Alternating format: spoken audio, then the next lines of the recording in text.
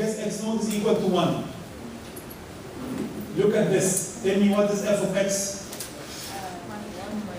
1 minus 1. Okay, minus 1 here. Okay, what's f prime here? 3 x squared minus 1. So f prime of 1 is equal to 2. Good. What's x1? Now this x1 will be x naught, which x1 is equal to 1 minus f of x, which is minus 1 divided by f prime, which is 2. Minus 1 divided by 2, and this now becomes a plus 1 plus 1 half. It will be giving me what? 1 half. So I started by guessing 1, and I ended up with the next estimate to be 1.5. How would I know that this value now is closer to the root or not? I have to go and evaluate. f of x1. f of x1 was 0.875. Is this closer to 0 or minus 1 was closer to 0? Huh? This is closer to 0. Then I use it to calculate x2 using the same procedure. And then I calculate f of x2. It's 0.100. Is this closer to 0? Yes. And this is closer, I'm moving in the direction of f of x decreasing. That means that this is conversion. This means that I am getting closer and closer to the root. If I found that one of them is getting me negative, one of them is getting me positive, but the absolute value is not getting closer to 0, that means that I am not getting close to the root. Yes, sir. Between 4 and 5, there is a f of x naught equals 4 and 5. The last two. Yes. This one? It turns to negative. So the solution must be between 4 and 5. The solution, yes. So this one is 1.324718. This is 1. If you see that here, this was actually increasing, and then it increasing, and then it decreased a little bit. Okay. In general, if this absolute value, how do I know that I'm getting closer? The absolute value of f of x would be getting closer to 0. Okay. Look at this column. Look at this column. The absolute value of f of x would be getting closer to 0. That means that this is getting now closer to the application of the root. So the root for that equation, x cubed minus x, the value that would make this equal to 0 is 1.324, blah, blah, blah. Yes. Twice. There is a question here, if I have more than one root. If I have more than one root. In general, a quadratic equation have how many roots?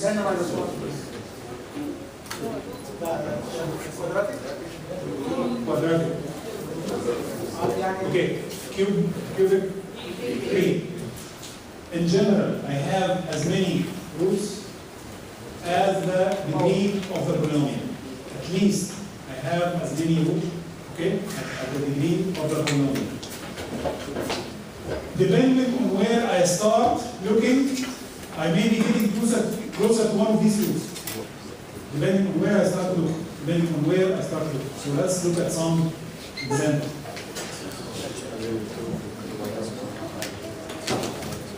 هو هيقدر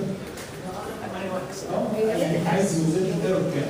عايز الايرور وزن 10 12 وزن سبيسيفيك ايرور. يعني انا can get as close as I want within specific error. Okay? Normally the problem would say find a root to that equation within 3 decimal places. That means that when the first 3 decimal places didn't change, that means that I can stop now. So here an example where it does not converge. Again, look at the function f of x equal to x cubed. F of x equal to x cubed, if I started doing this, x1 will send me to x0 and x0 will send me to x1. Okay? I'm not getting any closer to the root. So it's not always that I can find the root using this method. I can find the wrong root. Okay? This is, I started here, so I found that root while I was trying to look for this one. I needed to have started differently so that I can reach that one. All of this, you don't have to worry about when you are solving a problem, because it will tell you find a root for that equation near, and it will give you x0 that you start with. Okay? This is just for you to take a picture in your head, and now you have a software and you can plot function and you can do all the good stuff. So you will not have this problem. Good. Antiderivatives. Antiderivatives is the process of integration. How many of us do not know what the word integration means?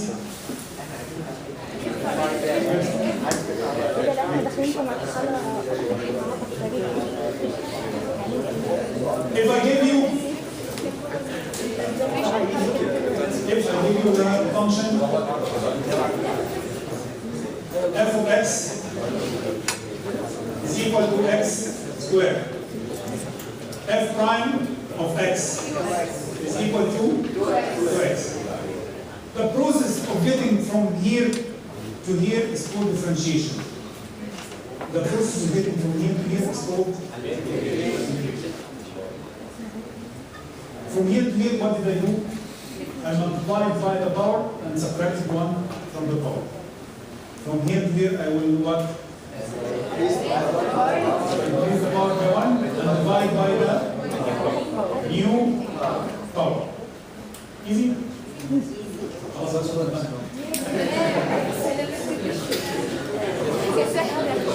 There is the antiderivative is what we're talking about. There is a very, very important concept, is that when we were differentiating, there was a constant that was lost. Okay? Without me giving you some additional information, there is no way to recover that information. There is no way to recover that constant. You have to assume that there was a constant and add it to the integration. You have to assume that there was some constant. Okay? You don't know. If I give you the initial condition, if I give you any additional information, I can know what was constant. But without me giving you any additional information, that information was simply lost. Don't forget adding that arbitrary constant c. Because look at y is equal to x cubed plus c. This is if c was minus 2, if c was minus 1, if c was 0, if c was 1, if c was 2. There was some lost information. I cannot recover that information. Which one of these did I differentiate? I could have differentiated any of them. Okay? So don't forget adding the constant. Good. What was the differentiation of sin x? Sin x. What's the integration of cosine x? The differentiation of sin x was? The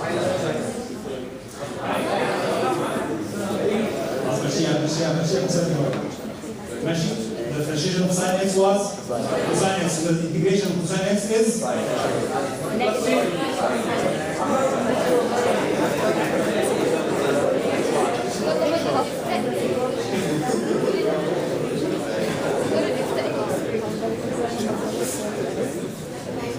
okay. So now, if I was going from this column to that column, now I'm getting from this column to this column. So the integration of sin x is equal to negative cosine. The integration of cosine is sine. The integration of secant squared is tan. The integration of secant squared is cotan. The integration of secant is secant. Okay. So this is the simple cases that we knew how to derive, and this is the integration of it. There are many tricks for integration in general. I can differentiate any function. I I can differentiate any function. Give me any function, I can differentiate.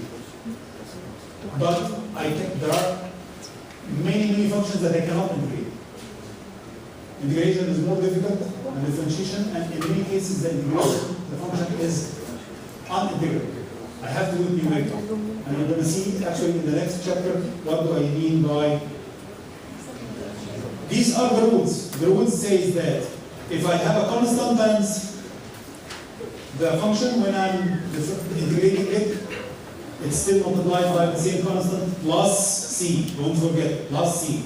If it's negative, then the negative appears on the other side. If it's the integration of the sum, is the sum of the integration. Okay? Just like when we do differentiation of the sum, is the sum of the differentiation. So now we can give it a nice sign. This is just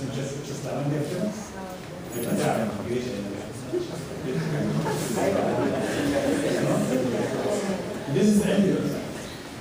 Okay? So this now, we used to say d by dx is the differentiation. This is now the integration. And this is now dx, integration of f(x) dx. The opposite now.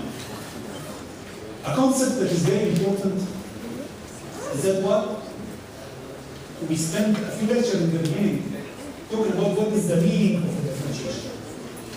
How did we come up with the concept of differentiation? What is the relationship of the limits to the differentiation? Okay?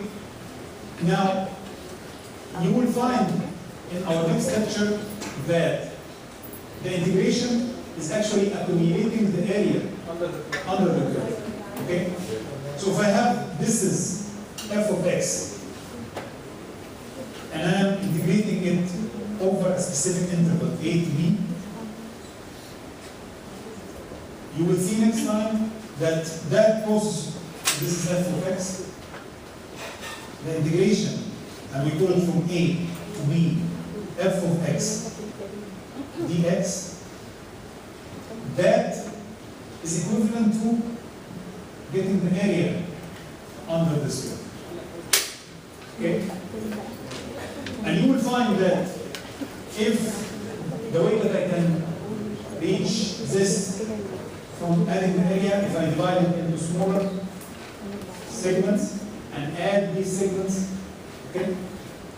And as a corollary for this, the integration from A to A for anything